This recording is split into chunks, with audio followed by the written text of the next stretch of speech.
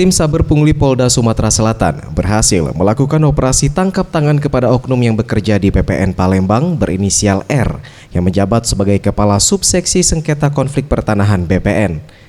Tersangka R meminta sejumlah uang kepada M, seorang pengacara, untuk sidang PT UN. Dalam operasi ini, polisi mendapatkan barang bukti uang 5 juta rupiah. Hal ini disampaikan Kapolda Sumsel, Irjen Pol Agung Budi Marioto. Sudah ini secara umum ya. Kemudian kemarin siang menjelang sore telah dilaksanakan oleh tim Saber Pungli Polresta dan gabungan dengan Polda di kantor BPN Kota Palembang. Inisial adalah Ibu R. Ya. Ibu R. Bagaimana modusnya?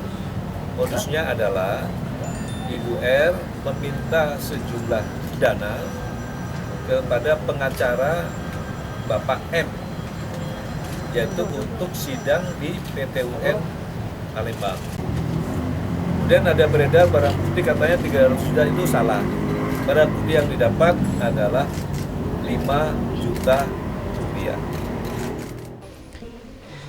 Selanjutnya, Kepala BPN Palembang menyampaikan kasus ini tidak berdampak kepada pelayanan di lembaga dan kasus ini murni masalah pribadi bukan lembaga. Tapi ini terjadi itu sudah merupakan ranah penegak hukum. Tentu kita persilakan, tidak bisa kita intervensi. Apa yang dibutuhkan oleh aparat hukum akan kita dukung yang dibutuhkan. Sementara pelayanan tetap berjalan normal, begitu, tidak ada pengaruh. Dan ini saya tegaskan hubungannya dengan mungkin pribadi ya, tidak ada hubungannya dengan lembaga. Demikian barangkali. Tim Liputan Sriwijaya TV.